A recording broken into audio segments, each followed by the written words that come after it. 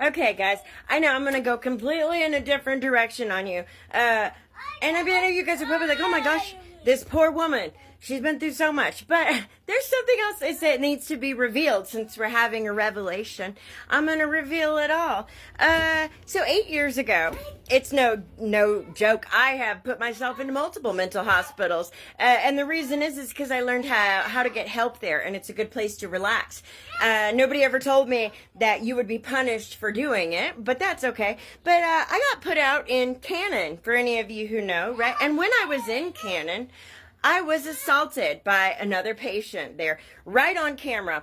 And at first they tried to completely deny that it happened, but I kept telling them, well, first of all, it was caught on camera. So I kept telling them, hey, this happened. I don't want to be in this hospital with this person anymore. I don't know if you've been to Cannon. It's only like 12 rooms, right? Tiny hospital.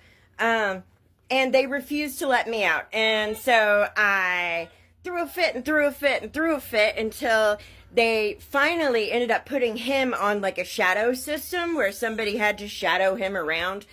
And at the time, their thing was like, well, he's clearly, kind of, and I was like, yeah, me too. Yeah, it's a mental hospital.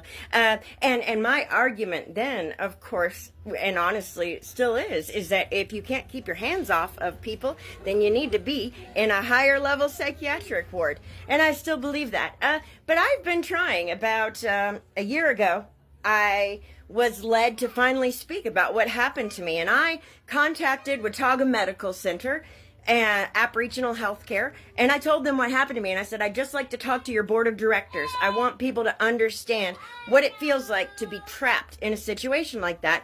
And I want to make sure that your policies reflect this. Okay, so the first thing she did was she went and checked my medical records and told me that she couldn't look into it because it was a criminal complaint, and then tried to get me in touch with the hospital police. So I said, listen, I don't want to make a criminal complaint. What I want is for somebody at the hospital to hear my story and to help me. I want to meet with your board of directors because you are a nonprofit, and it's supposed to be locally governed by your own messages. When people are on hold, it talks about locally governed oversight committee. Well, they won't let me anywhere near those people. And so then I get a letter stating that I'm not allowed to go meet with the board members, and what happened to me, quote unquote, was dealt with in the hospital. That's so weird because none of that happened at all in the hospital.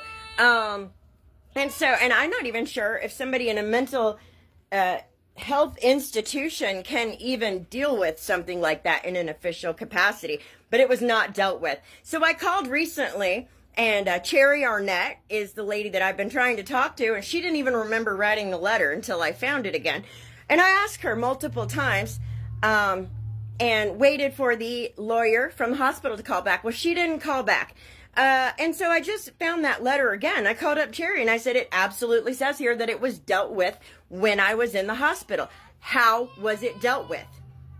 She would not tell me how it was dealt with in the hospital. Just that it was, and that I could get a copy of that information from the hospital police. Except I never met with the hospital police, so I know that they don't have anything. So I asked to go to the legal. I get the number for the legal department, and when I start talking to her, her claim is that it was unsubstantiated. That's so weird, because you've given me 3 different stories, right?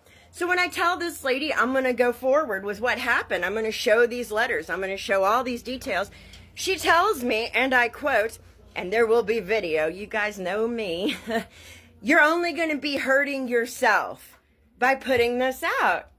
And I said, what do you mean? How am I going to hurt myself by putting this out? And she said, it sounds like your story keeps changing. And I said, well, boo-boo, I have it documented. And she hung up on me. Oh, my goodness. Guys, this town is